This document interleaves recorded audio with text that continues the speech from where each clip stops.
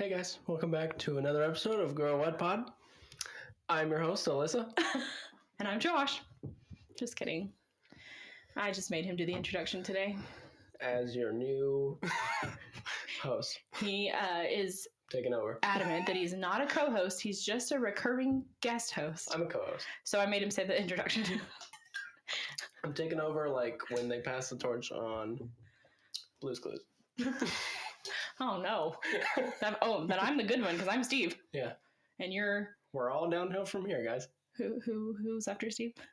I think his name might have been Josh. I never watched it after Steve. It was what was the point? Dude. Yeah, Steve was everything. What was the point? Yeah.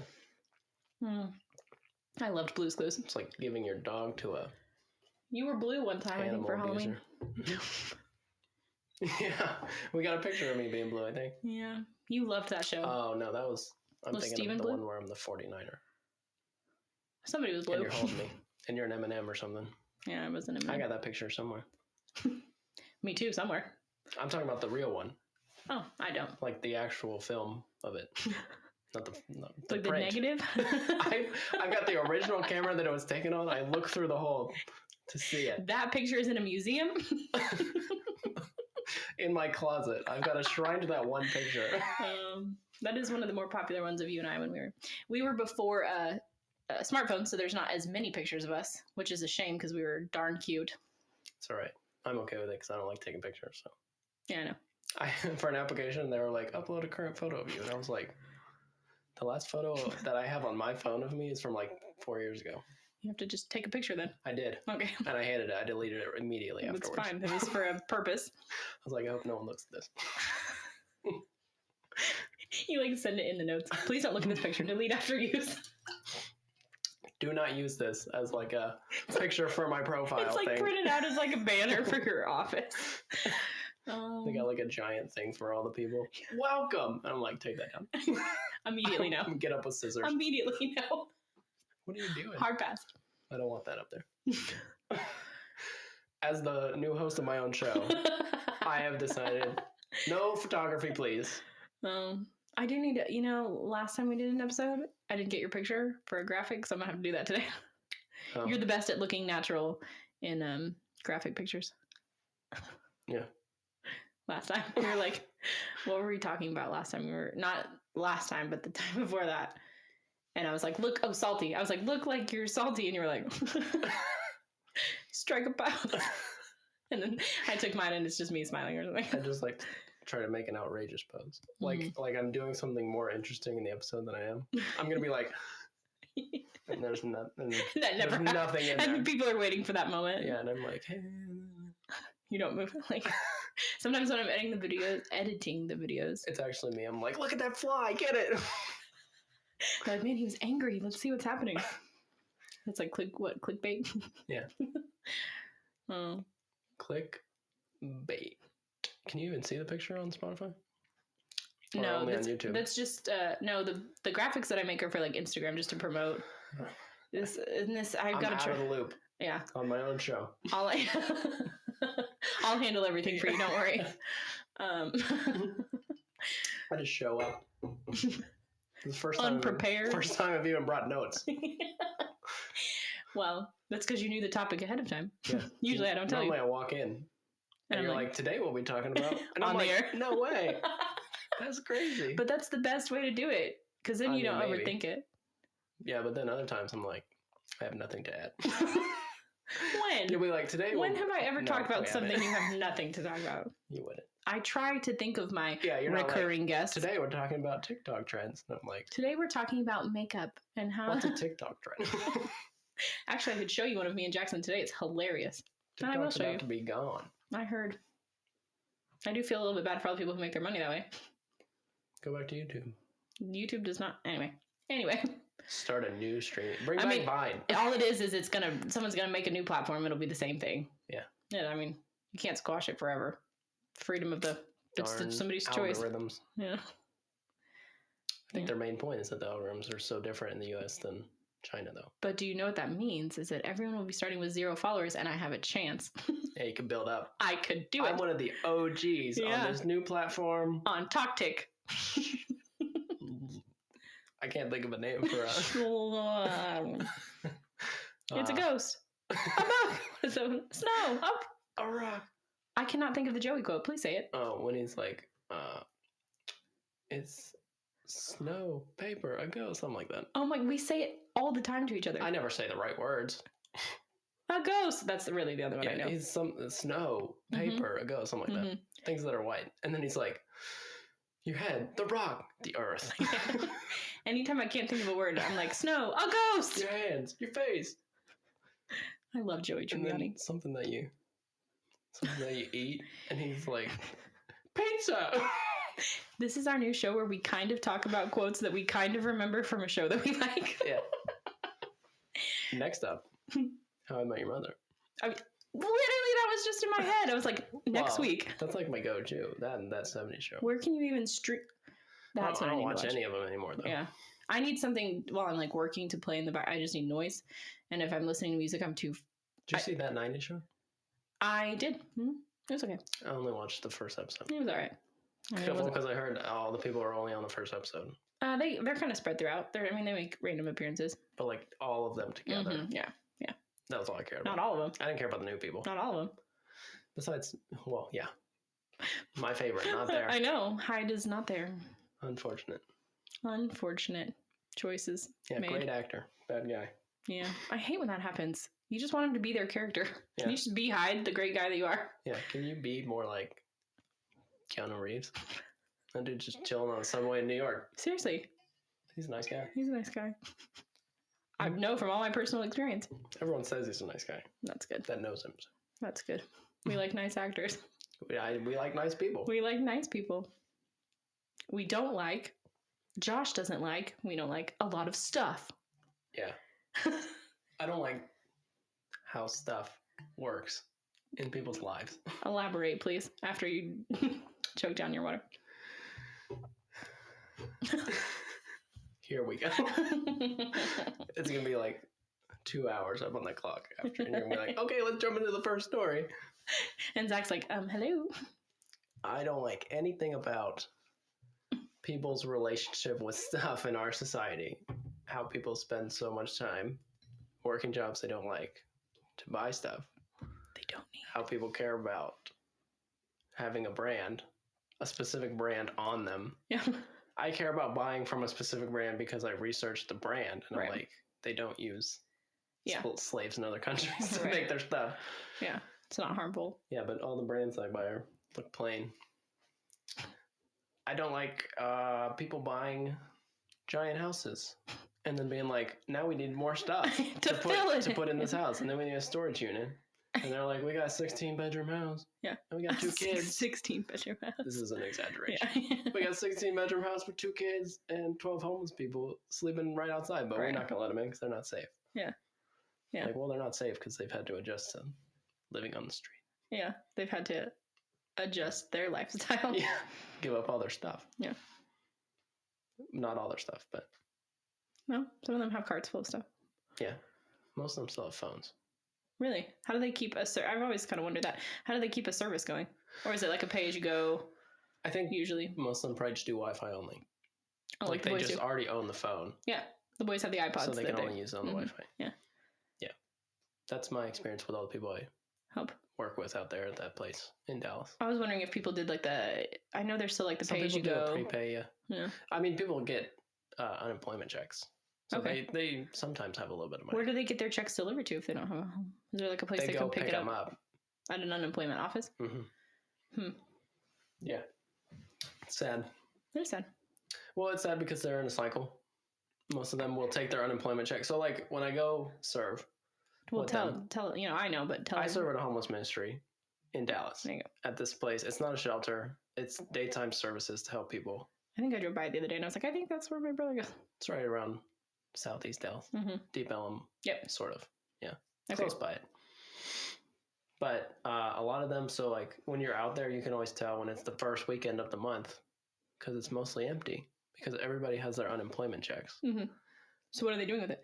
They're mostly buying drugs and alcohol and renting motel rooms. Right. Renting outrageous rooms for like 3 days and then they run out of money. Yeah. They spend all their money on I mean, food a little bit. That's why they're not coming to get the free food. Yeah.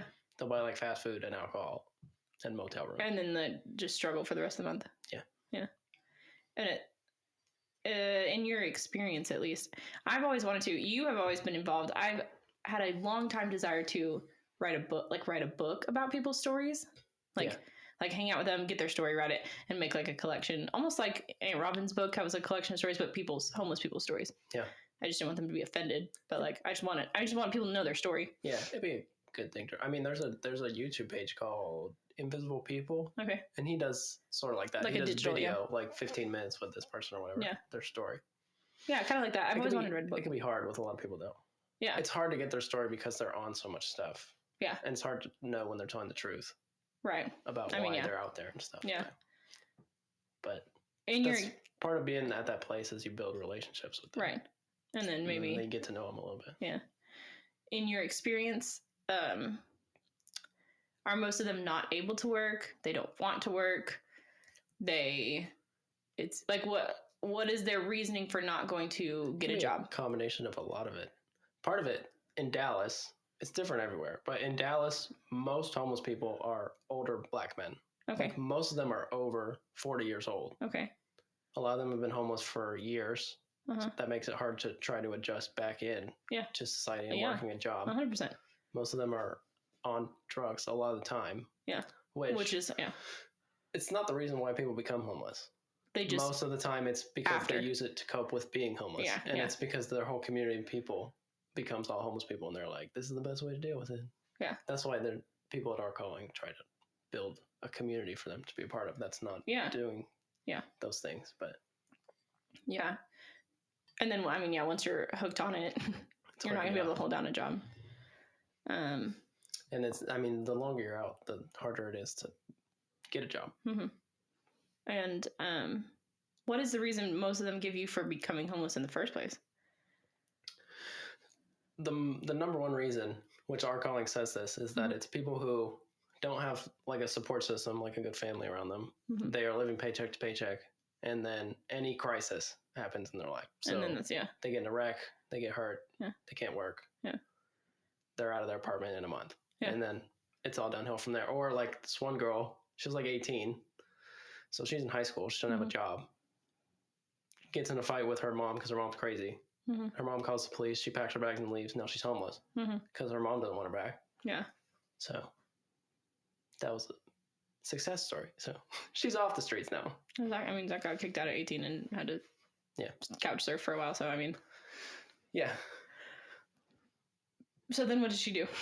No, I'm not interested. She struggled for a little bit being homeless. She found out about our calling and got in there, and they help people. The thing about them, they do daytime services and they're not a shelter, so they can put all their money towards like showers, laundry, computers for emails, helping people connect with job interviews, and like getting an ID is a big thing for a lot of people. Yeah. Buying a bus ticket back, because a lot of people that are homeless in Dallas are not from Dallas. Oh. Why do they come here then? A lot of them come for the resources. Okay. If you become homeless in other places, the city may not have anything. Right. At least Dallas has something.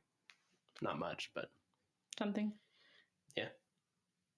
And some of them are like better. Like I think Dallas, I can't name specific cities because I don't know for sure. Has better resources than some other cities in Texas. Yeah. It's going to be mostly big cities, right? Yeah.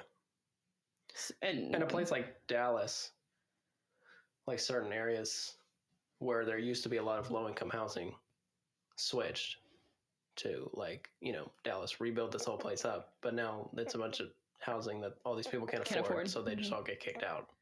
Yeah. It's a vicious cycle. It is a vicious cycle. That being said, our whole topic is not homeless necessarily. Not on homelessness. We could do a whole episode on homelessness, but this is more about like overindulgence and hoarding, like having too much focus on stuff. Society's instead of priorities. Yeah. Really, it's about off priorities more than anything. Yeah. Like I wonder, because it didn't always used to be this way. I'm only 32, but even like when we were younger, we had toys and stuff, but it was never I didn't feel like it. Maybe it was just me being a kid and not being aware of the world, but it didn't seem like it was always just like, buy, the next thing, like it didn't seem like that. And it didn't seem like it mattered as much. Like, yeah, well, advertising has been building in America. True. And then when everybody got smartphones, it just so easy. It's just so incredibly increased. The convenience. I think it's the convenience. Yeah. Was the reason. It's so easy to just be like, click, click. Yeah, well, and when you're looking all day at all these other people that have this stuff. Yeah. And you think that they're so satisfied with it, you're like, right. well, I gotta have it. Right. And also, just some of the numbers of advertising is crazy. Like, yeah.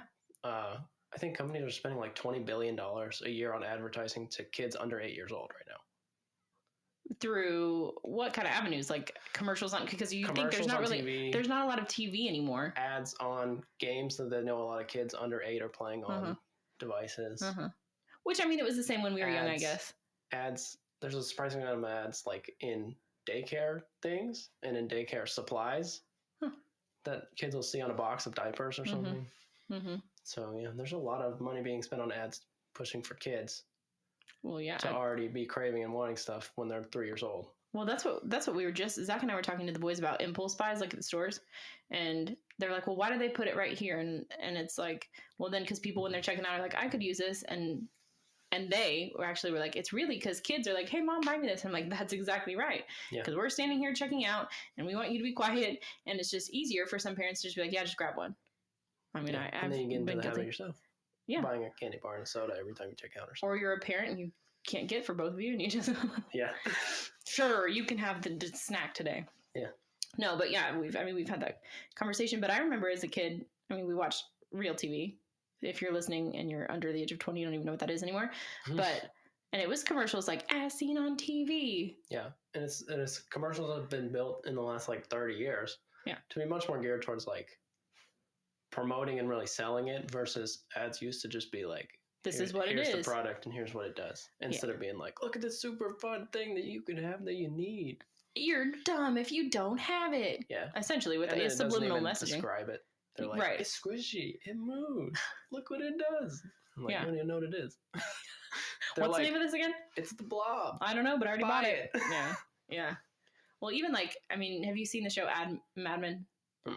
Okay, so that's all about advertising. The advertising, and really when it was first started, I mean, it was the 40s, I think, in that show. Yeah. No, it wasn't. It was the 60s. But it's a good show about like the minds of advertisers and like how they're coming up with this stuff. Yeah. I mean, it was they're a good trying show. to get you to buy it. Well, yeah, but like, like you are. So much research goes into. Yeah. I mean, they pay so much money into the way your brain works and how they're going to get you to get it. Yeah. It's crazy. Psychology. Same thing with social media. Yeah. One of the guys that he didn't design Facebook. He was like the one that got burned by Mark Zuckerberg. No, this was the guy that stepped in and took that guy's place. Oh, okay. I can't remember his name. Unprepared. He founded Napster too. Okay. His name was Sean Parker.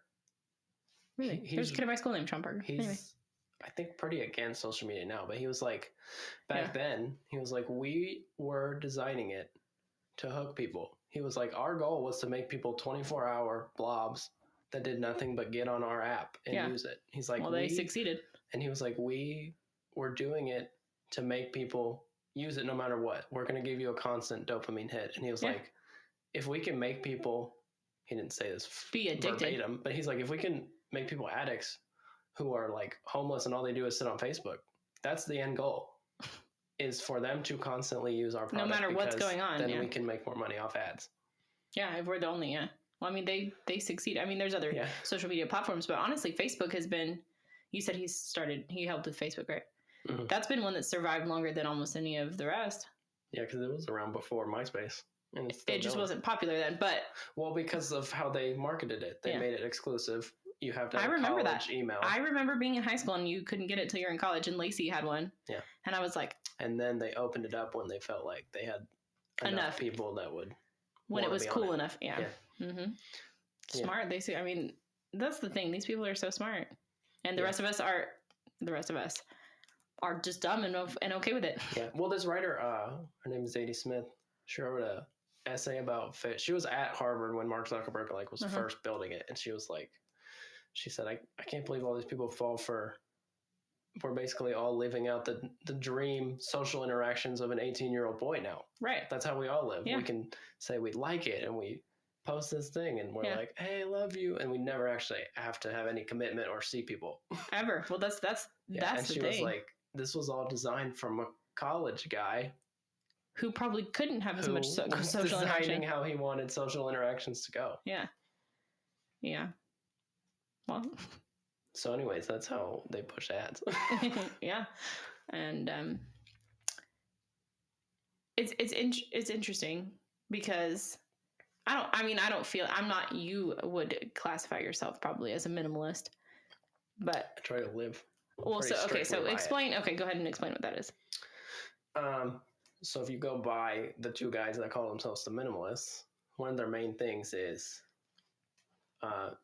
when you're looking at any product that you either have in your house or that you're going to buy, you have to look at it and say, how is this going to add actual, real, useful value to my life? Am I just buying it to fill a hole in a need in my life, or am I buying it because I need a water bottle to carry around with me or something like that? Right. So when you look at their houses don't necessarily they look pretty bare. Yeah. Mostly because they don't have decorations sitting everywhere. Yeah. But they're like, but we've got everything we need. Right. And like when one of them there are two different stories about how they became minimalists. When they were getting rid of their stuff, they were like, you'd be surprised how much stuff you not only don't use, but you forget what it is. Like they said, we packed all of our boxes like we're moving. We packed everything. Yeah. And then whenever you need something, you get it out of the box. Yeah. And they said at the end of 3 weeks, I think they did, they're like, we'd only opened like 5 out of 40 boxes. Wow. And he was like, I can't even remember what's in most of the other boxes. Right. Yeah. And he was like, that's why I just got rid of all that stuff. Mm-hmm. And it is easier than you think. Because even before, I was like, oh, I don't have that much stuff. And I probably got rid of 250 things. If you count each as an individual item. Yeah. Like what you because really, to me anyway, you just have never had a lot of stuff since you've been an adult. I don't count you as a kid, but I got rid of clothes. That's a big thing. You used to be more into fashion. Got rid of. Now you're just ugly. I'm just kidding. I'm just kidding. Yeah. I'm not buying clothes that you use one time and it's, fast fashion. Okay, okay. Another thing they talk about, advertising. There used to be 2 seasons of clothing advertising. Right. Now there's 52 seasons. 52 seasons? There's one per week. They say most clothing companies advertise new things or a new sale every week. That's the thing. And they push that if you are using clothes from 3 months ago, you're way out of style. And that's where I like clothes. That's probably my biggest. I have an issue there. I have a big issue. And I have a real problem with new event, new outfit. That's a huge issue for me. Yeah. I will admit it. But I don't care what's cool to other people. I don't ever keep up with whatever's trendy. I literally don't care. Yeah. So at all. But I do that. It's a huge dopamine hit for me. Yeah. I mean, it is. I don't know. So one lady talked about in this documentary that they made about how the minimalist. Oh, okay. She used to buy a new outfit for every event, and she was like, one thing about not buying new clothes all the time was she was like, she had this event coming up. She was like, I need a dress, and I don't really have a dress that fits. So she was like, so I just had to reach out to my friends, and she was like, it really builds your community more. Like I reach out when I need to borrow a dress, and they reach out when they need to borrow this. Yeah. And it's more like our society is so geared towards isolating and having everything you could possibly maybe need forever in your house that you probably don't need.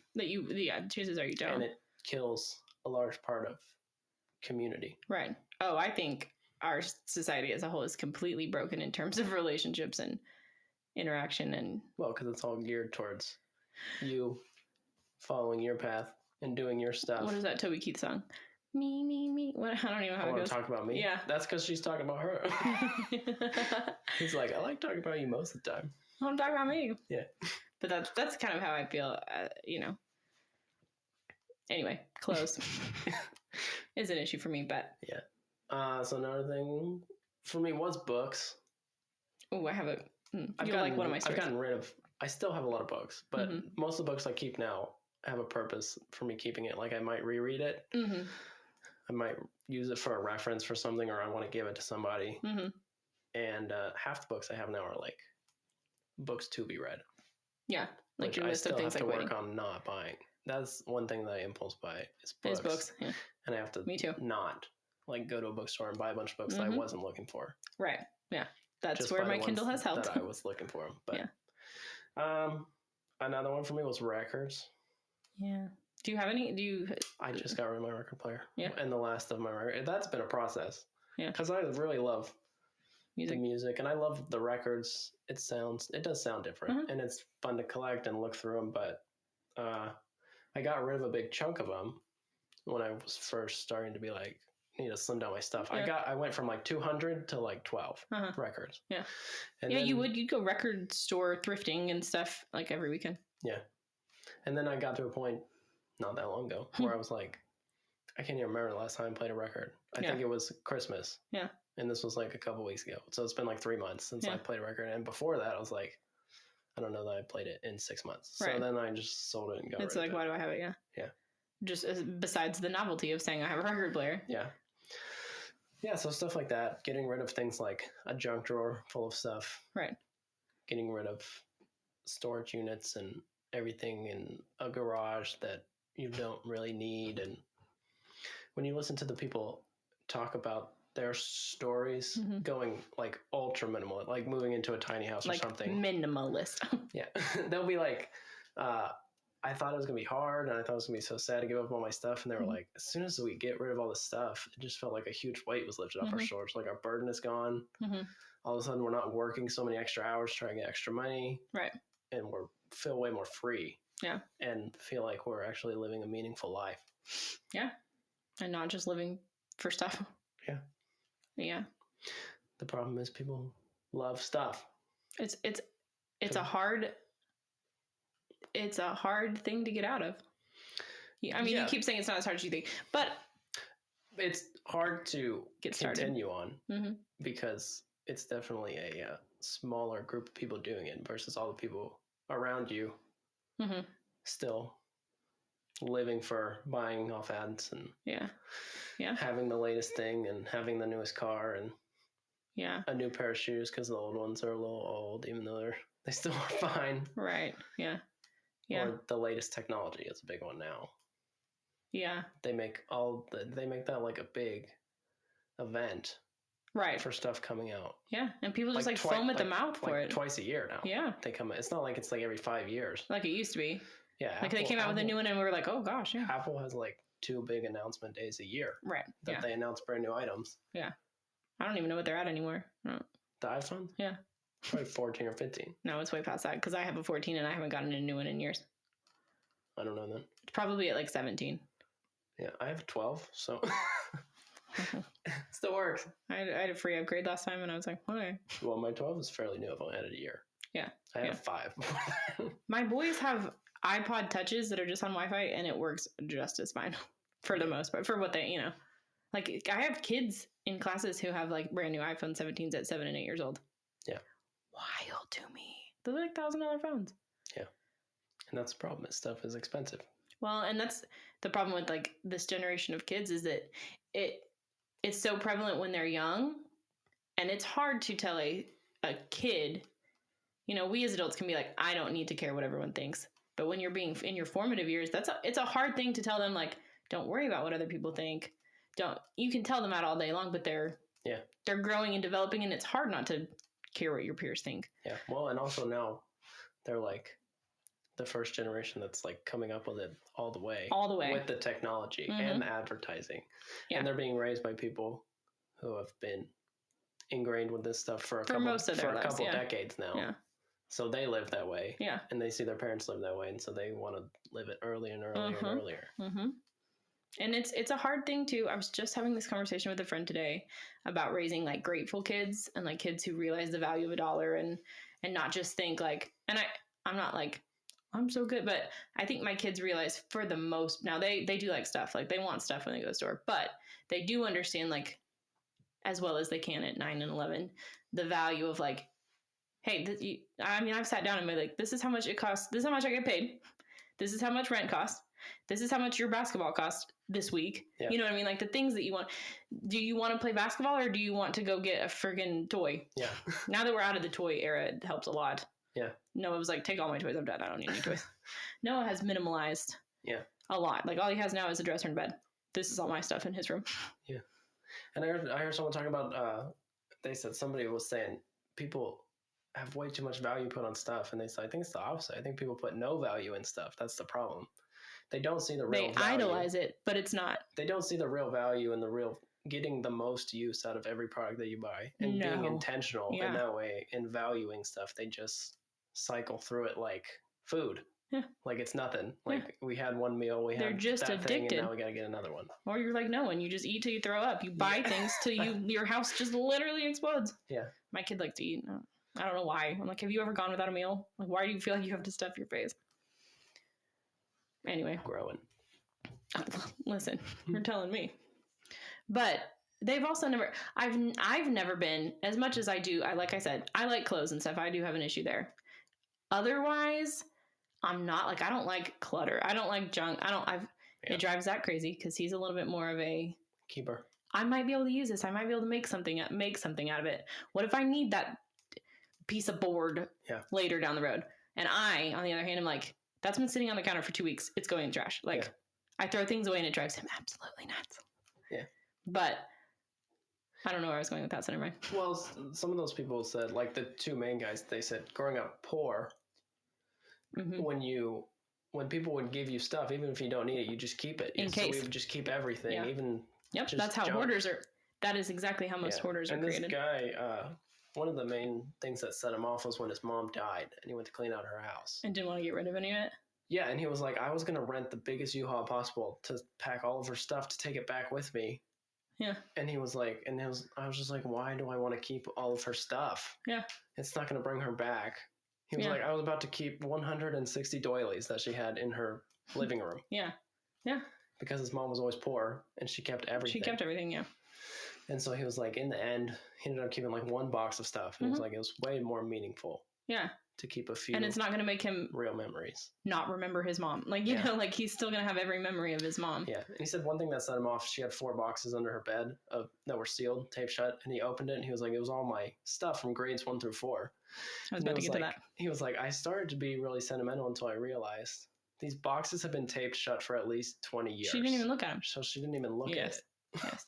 Well, I used to. Now, I do have a bunch of their stuff from when they were little and making stuff because it's like their handprints and things like that. I have some of that.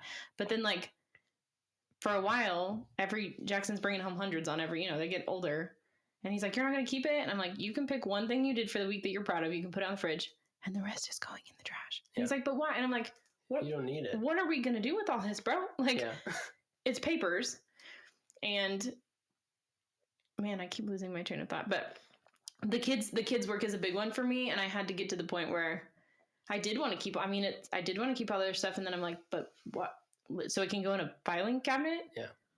And what am I going to get old and just sift through it and cry? Like, what am I? It's not going to bring you any closer to your kids or them being that age again. Exactly. I have plenty of pictures. One thing I will not stop doing is taking a million pictures.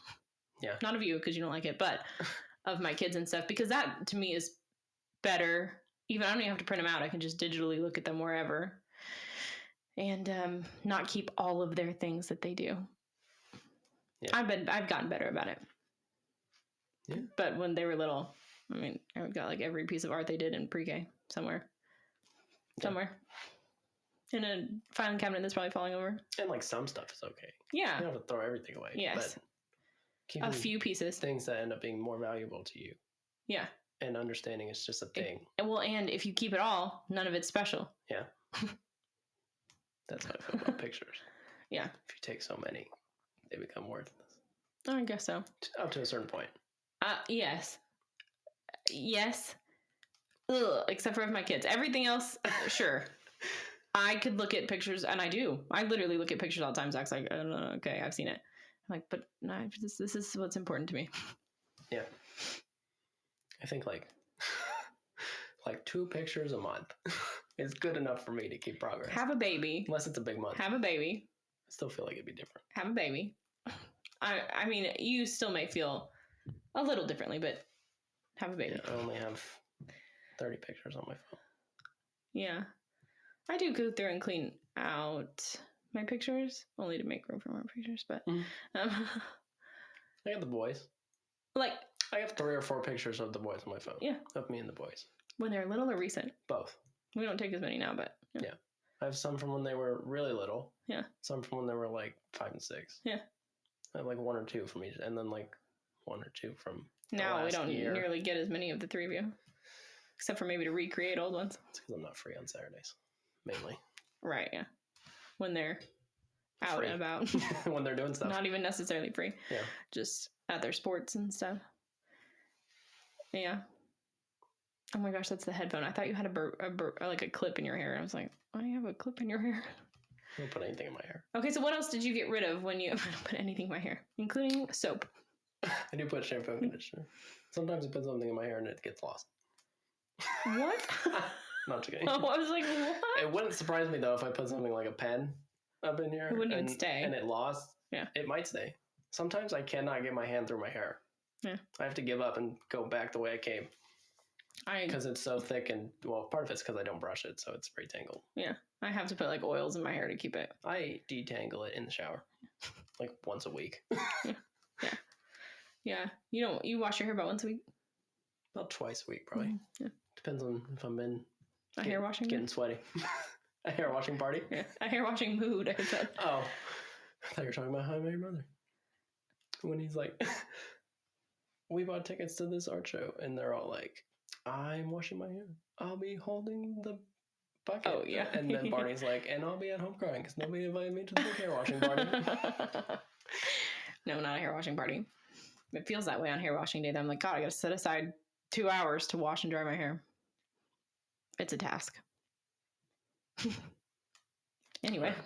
We're going to have to pause. Okay. I got to pee. Okay. Feel better? Indeed, I do. Okay. Because we haven't even gotten into it yet. So anyways. Thanks for hanging with us. Yeah, what stuff I can get rid of? Yeah, so you talked about getting rid of books and records, I didn't but necessarily get rid of a ton of stuff. For me, it was more about changing the way that I buy things. Well, you said you got rid of 250 items, so I was just wondering. A lot of it was records, books, and clothes. Okay. But then changing the way you buy things, not impulse buying stuff. Buying things you need. Buying things you need. No more Amazon deliveries. Taking time to think about, well, I don't buy on Amazon anyways. Anyway, you used to. You used to have a lot of Amazon purchases. Yeah, that's been a long time. Anyway. Yeah, but taking time to think about if you need it. Mm-hmm. If you see something, not buying it right then. Like waiting. Like giving it a couple days. Yeah. And seeing if you still need it 2 days from now. Yeah. Okay, this is not the same. This is me. But I do like to now, instead of just buying clothes all the time, because I really like every time I got paid, I'd buy myself a couple of things of clothes. That's really because I was like, I work hard. I deserve this. Yeah. So now I just add a few things in my cart and then go about my day. And that alone makes me happy. So I can put it in my cart and move on. And then I don't buy as many things. So that's a step in the right recovery process, I guess. Yeah. Not being a clothes addict.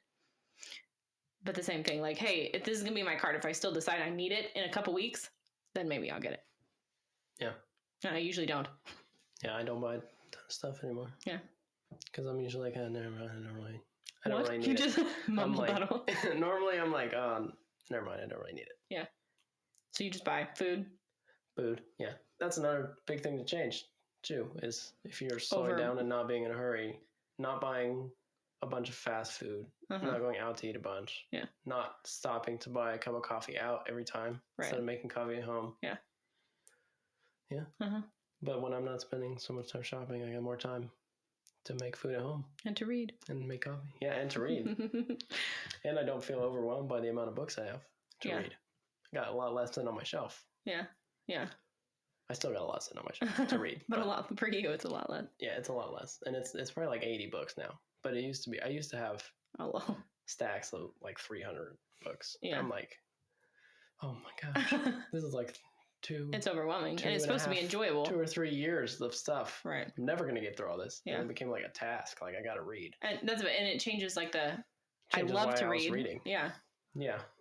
It wasn't like I was trying to read because I enjoy reading and I'm trying to learn something. Yeah. I was reading so fast I couldn't even remember what I was reading. Just to say you did it. Yeah. Just to get through your books. Yeah. Yeah, which is why I've slowed down on the goal of how many books to read in a year. Because my goal has been 100, and I can hit it, but I don't always remember. I'm like, I don't even remember reading that But when I look back at the list. Right. But my goal could still be 100, but I probably won't get there. My goal is actually 50. No, I don't. You read a lot more intelligent. Like you read a lot of mine is like a lot of mine is enjoyment. So me reading 50 is not like you reading 50 because you're reading better than I am. Mix it up. And I don't always, but I like thriller type books. That's my favorite. Because that's my enjoyment, and it is better than scrolling. Yeah. If I'm reading fiction, I read a lot of long books just because those are the writers I like. Yeah. All those old Russian guys. Wordy guys. Yeah, and that's just the style that novels were back in the 19th century. Were just longer. Well, yeah. Partly because they weren't trying to hit quotas, and partly because they came out serially. Yeah.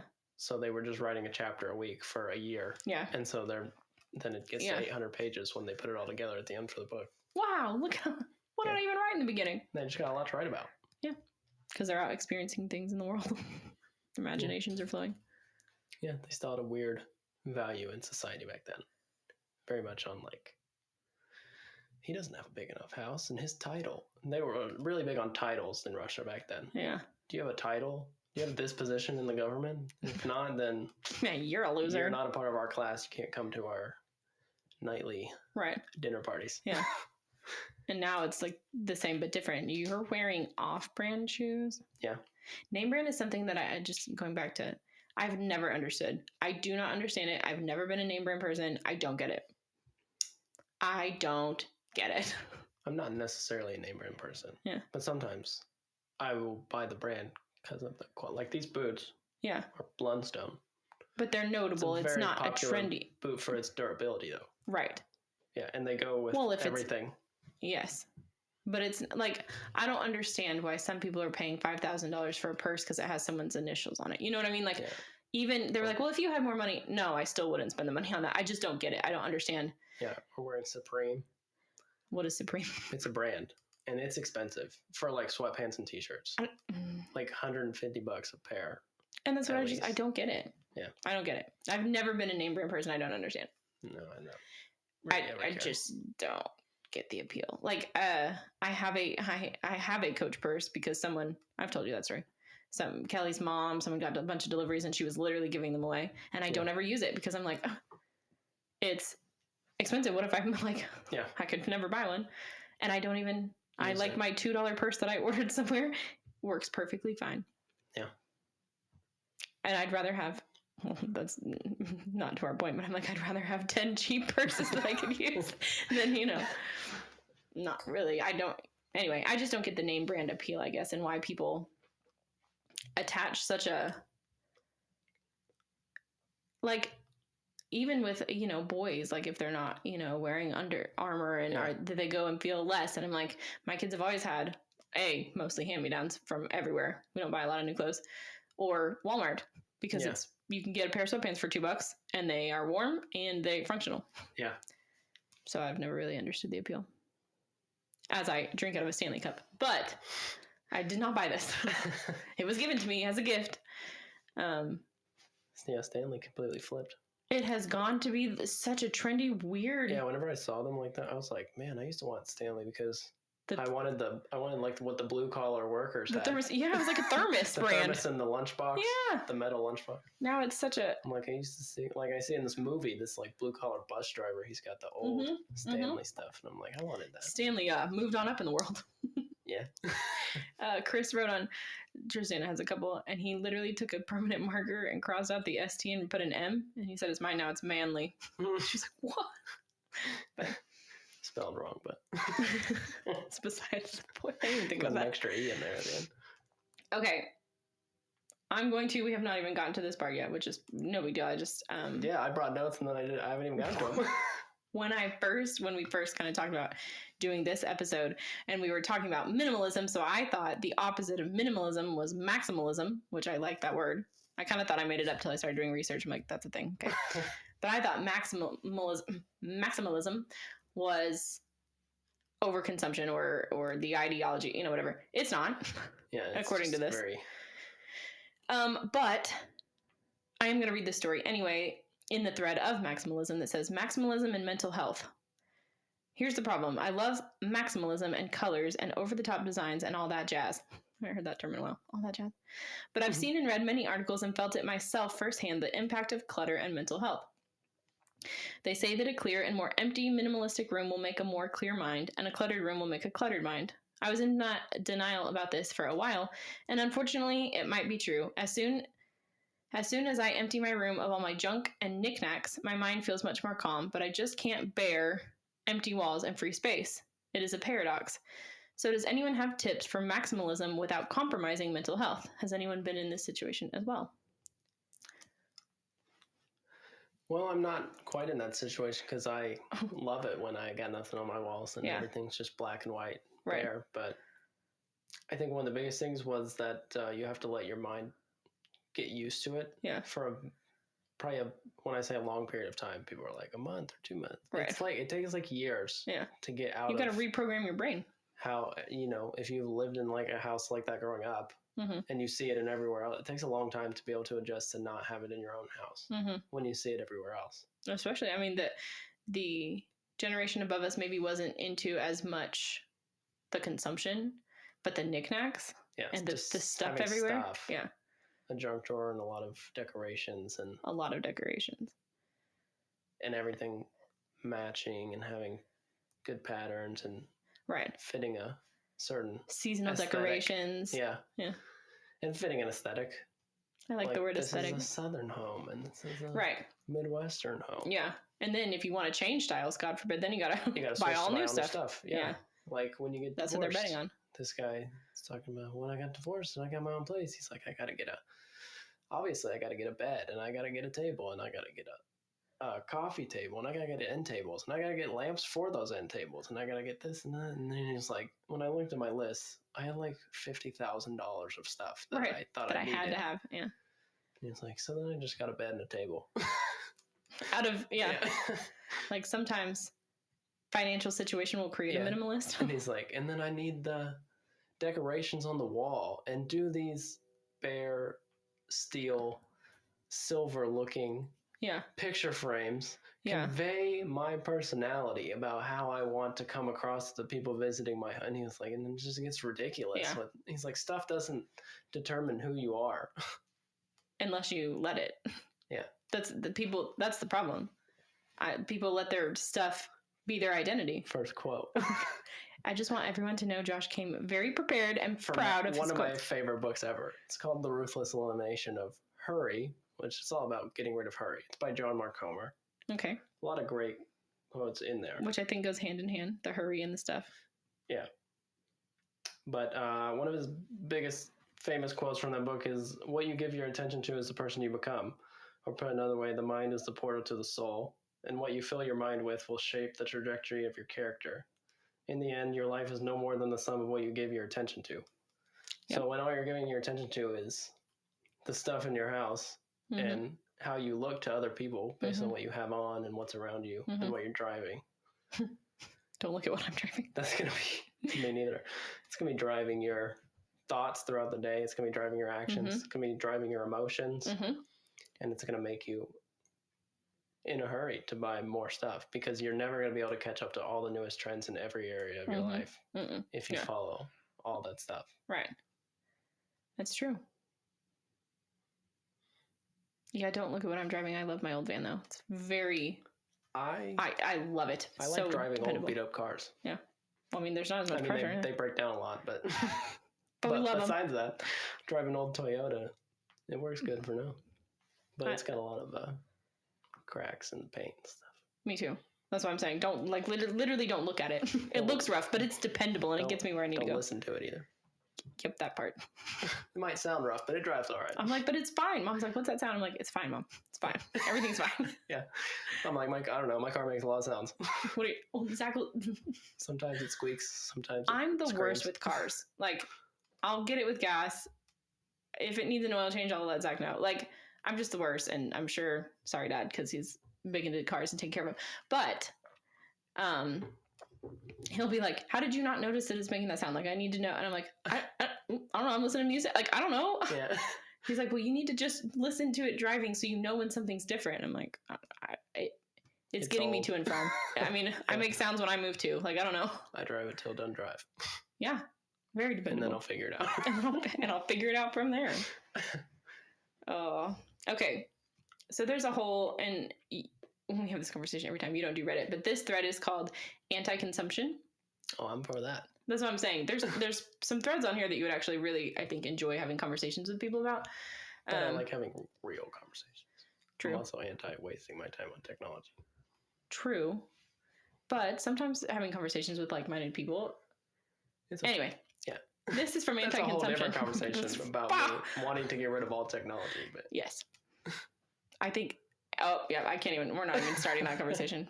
Next week on Josh's new podcast. Amish life. How do people... Modern Amish life.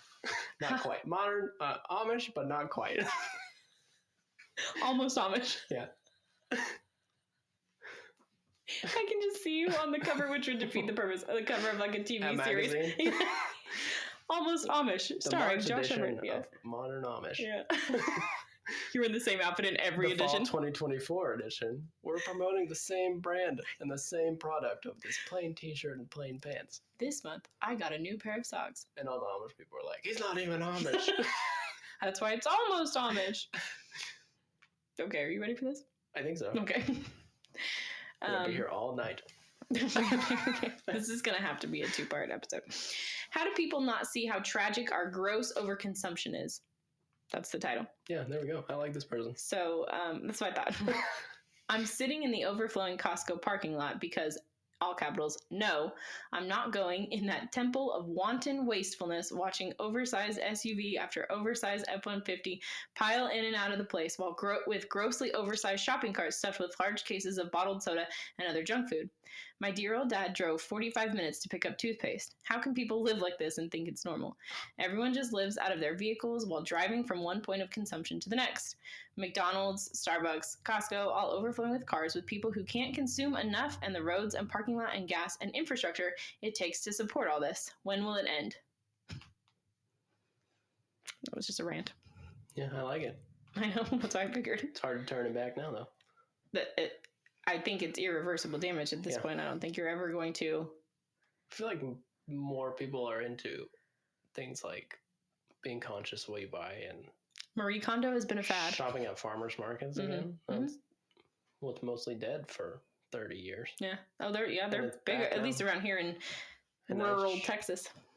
It's pretty big around, like, cities. Yeah. Literal cities. Yeah. But... I don't know. I don't ever go there. I don't go that place. I don't go there a ton. Yeah. But I hear a lot of them talking. But, yeah, I go to the farmer's market. Yeah. I'm trying to switch back to only shopping for food at the farmer's market. Mostly. Other than, like, stuff they don't have. What I mean by that. Mostly shopping there, except for everything that I can't get there. What I mean by that. Buying all, like, my fruits and vegetables and stuff there. Your produce. Yeah, which is most of what I eat. Yeah. But it's hard to find a can of beans at a farmer's market, so I gotta go to Sprouts for that or something. Yeah.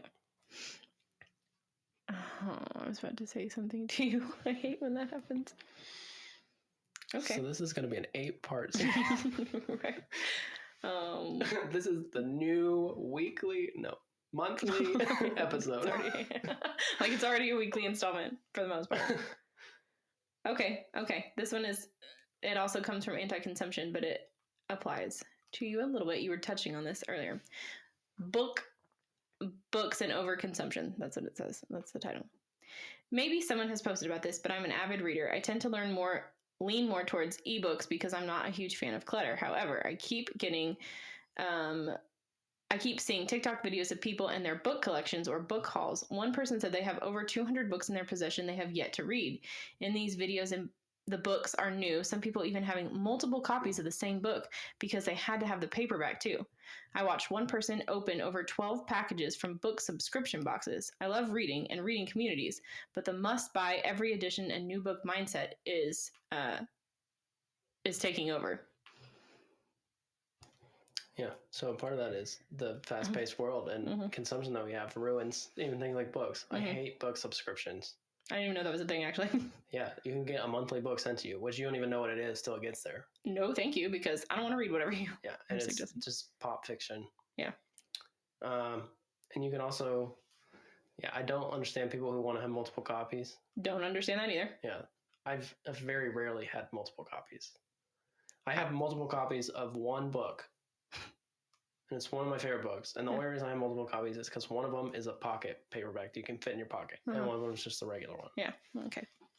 And I might get rid of the pocket one, anyways. But but at the time, I just wanted one I could fit in my pocket because I was flying to New York and I wanted one to read, and I've just kept it since then. Yeah.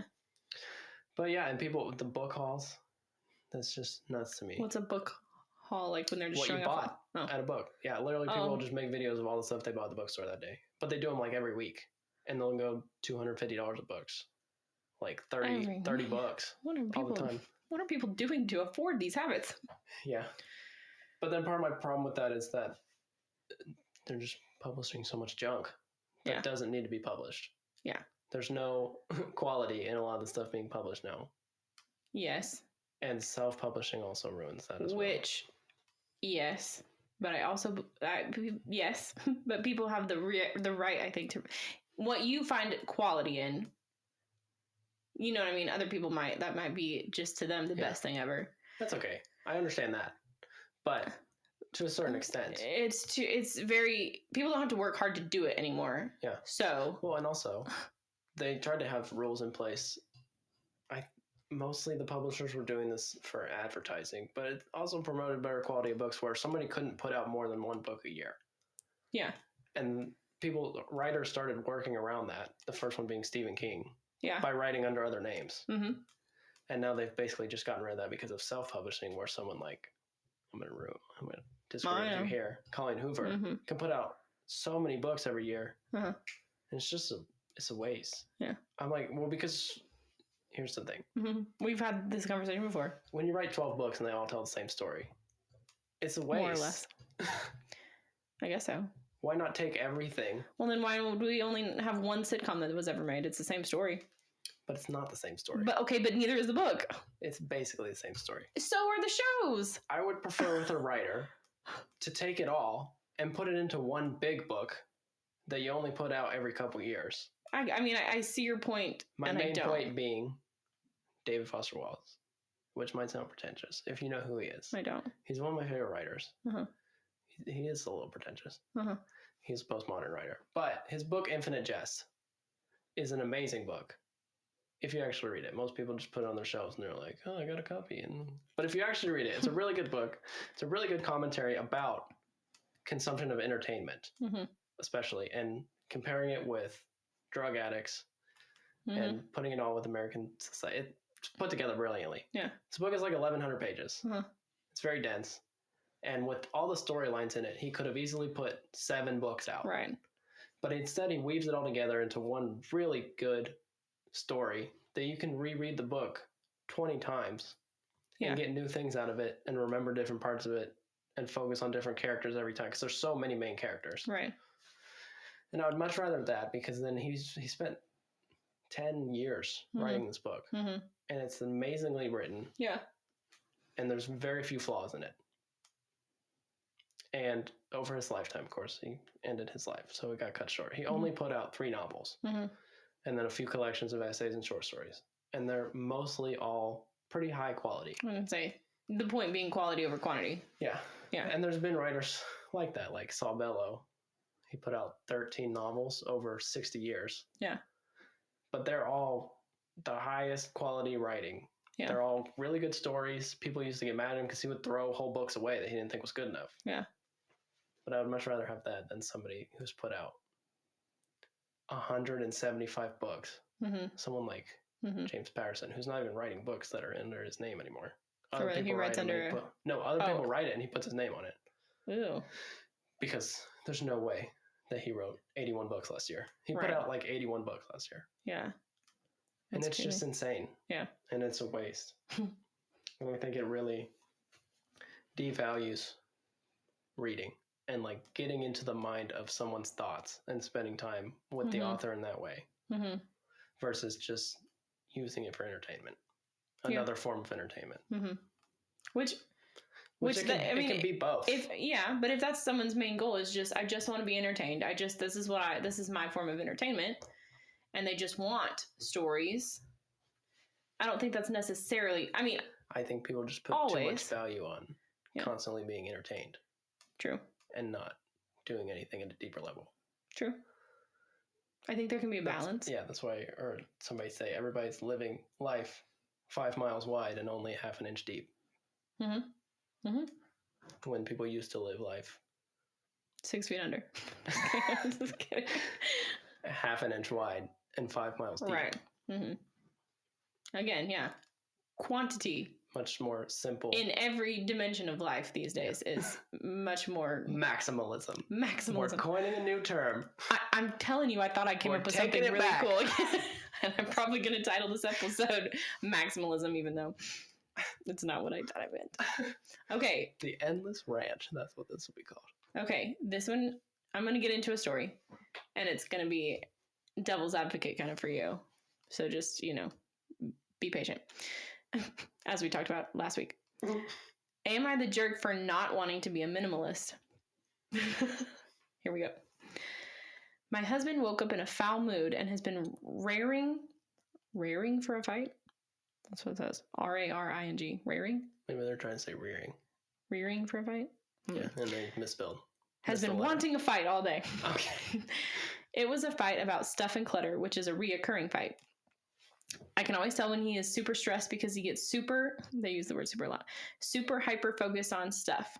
His mother was and is a terrible hoarder, and he absolutely hates anything left out, with the exception of kids' toys. He says I am a hoarder and wants to order a dump truck and throw away 50% of our belongings. Confession. I do tend to have a lot of art supplies and ceramics that I have made, but it is my passion, and I try to keep it contained to 2 places. On the contrary, I grew up with a mother who was a dictator about everything had to be put away the moment it was done being used. Nothing was ever out. My parents' house still looks like a minimalist showroom. Now that I'm an adult, I think it is reasonable to have a pile of paperwork or leave mail out to go through at a later time. It feels liberating. Keep in mind, I honestly think we have an average amount of stuff. I have even taken my counselor via telehealth on a tour of my house to get an outsider's perspective, and she doesn't think we have a problem. Very little sits on the counters. I'm continually going through stuff and giving things away that we don't use to friends, family, and our local free giveaway group. Tonight, my husband lays in on me giving ultimatums, acting like I am not listening to him. He tells me that the stuff out in every room is like having a radio in every room blaring commercials from different stations. I try to point out all the stuff I have done so far to improve the situation. He says he is done with this slow process of getting rid of things. He is overly critical of me and dismissive of what I am doing.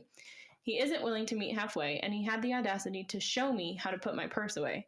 It was only sitting out because I haven't had a chance to put it away. Small kids keeping me occupied, but was on my list of things to clean up this evening.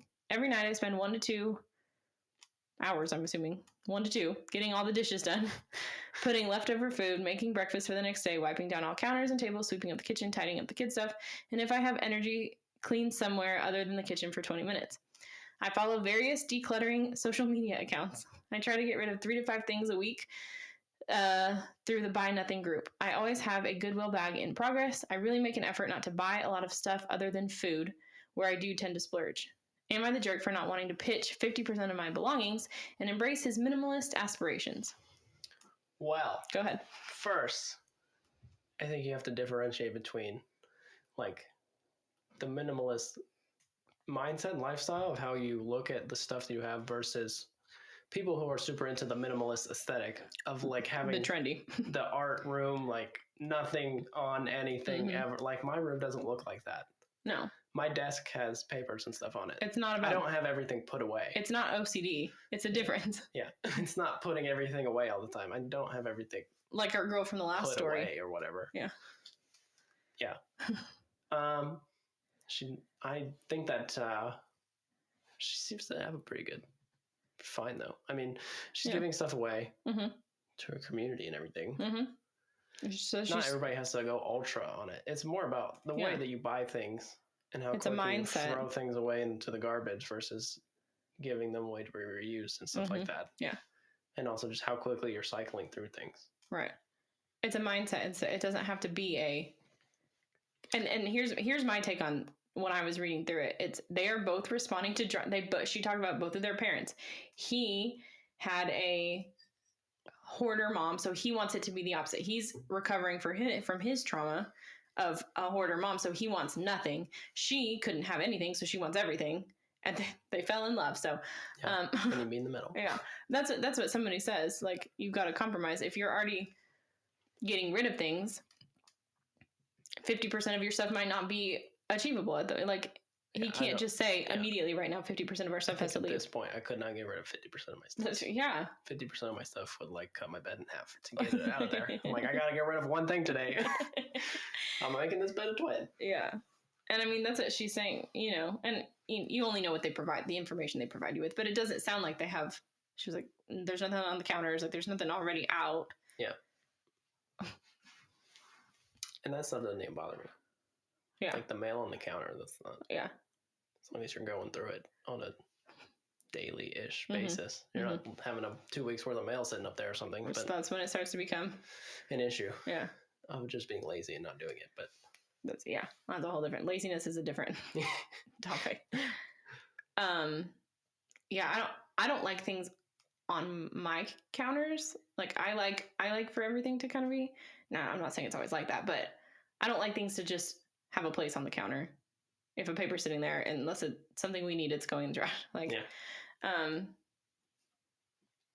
but I don't like clutter. That's different than being. I don't like clutter. Stuff out. I just don't like to have if stuff. It can't be put away, then I'm working on that ish. Okay. The top I mean, some things sit out. Like, my coffee stuff sits on the counter. There's stuff that, especially in my kitchen, there's literally nowhere to put anything. Some people put it away. They're like, put it away.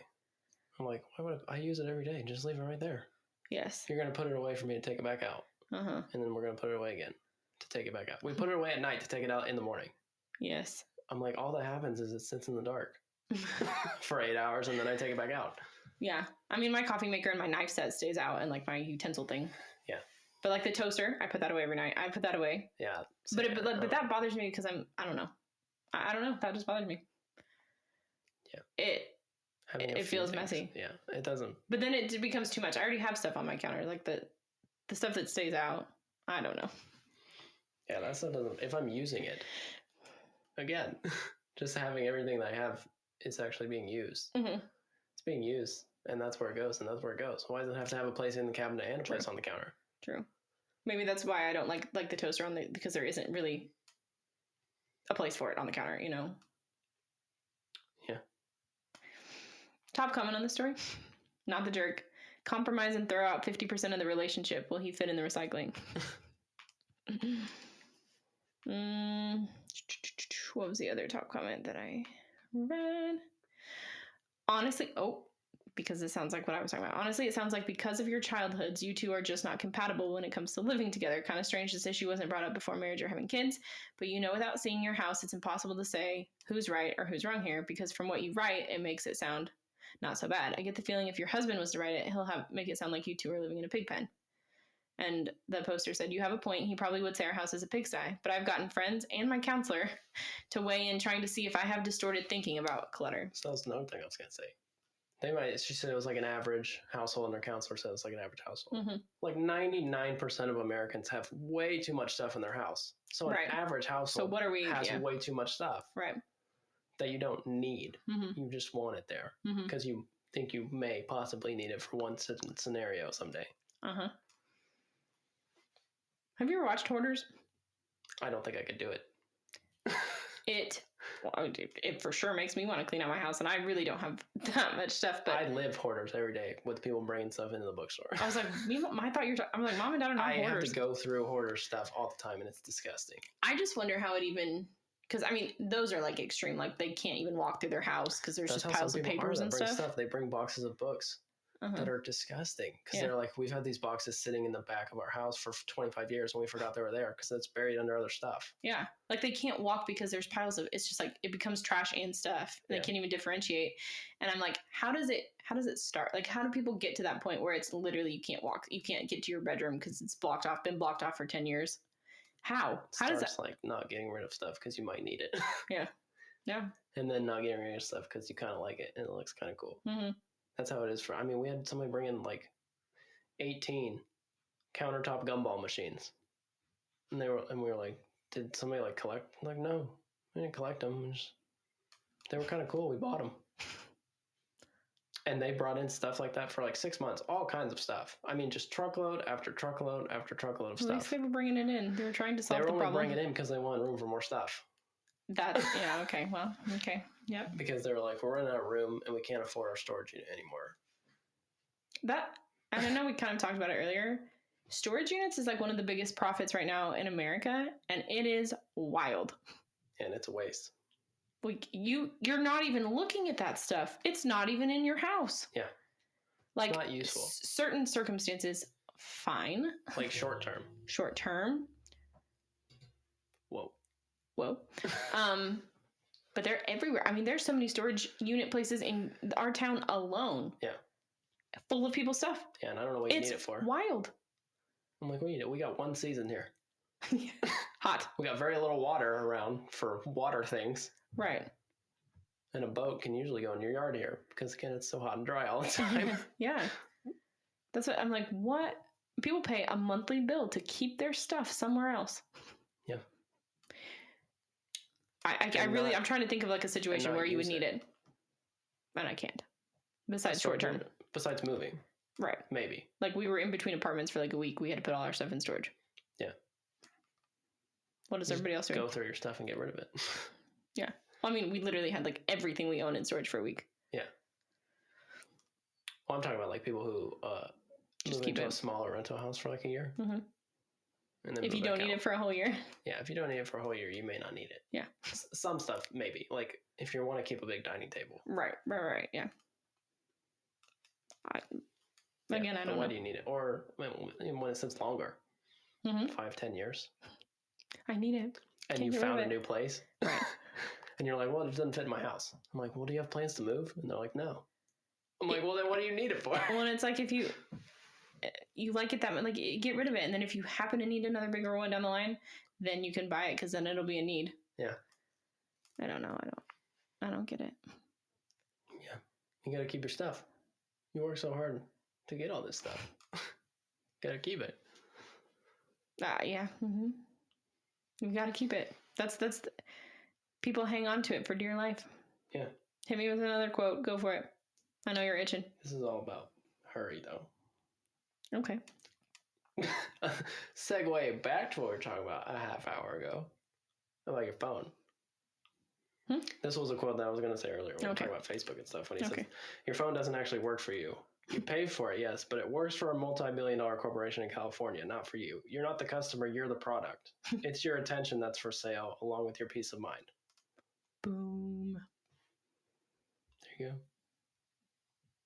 Very nice. Yeah, we got other quotes on hurry, but we can make those for later. I was going to say, we can make the next week episode hurry and how that fits into like slowing everybody's down. lives. Yeah. Everybody is in a hurry because they got to get so much done. And anyway, we can save that for next week because I was already about to jump into that. Yeah.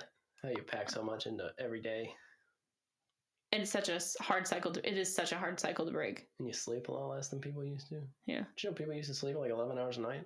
It's crazy. That's almost how much my kids sleep. Like a little bit after it got dark. Like most people would just sleep from when it was dark till the sun came up. Yeah, because what else are you going to do? That's why the days were so short in the winter. Yeah. Time to go sleep. And like we eat and then go to bed. Yep. I'm going to end this one because we're going to have to make this a two-parter. We could keep... I didn't even touch any of my stuff. We got to one story. Yeah, this is going to be more than 2 parts. The new monthly series. I'm gonna end it with a quote from Sitting Bull. Okay. I almost said African American. The Native American. Chief. Sitting Bull, he says, the love of possessions is a disease with them Americans. They take tithes from the poor and weak to support the rich who rule. They claim this mother of ours, the earth, for their own and fence the neighbors away. If America had been twice the size it is, there still would not have been enough. Yeah. We don't take care of the world, we just use it. And abuse it. Yeah. They don't care about the world. Yeah. I say they. We as people. We as people. Yeah. Yeah. It's sad. Mm-hmm. Thank you for Yeah, love people, not things. Love people, not things. Because the other way doesn't ever work. And that's it. I can't top that. We'll see y'all next week. That's stolen from the minimalist. But it sounded like a good way to end it. If you are enjoying our rants and discussions on this topic, you can tune in for probably the next couple months as we keep diving into it. See y'all next week. And if I look like I'm wearing the same clothes. He is. I probably am.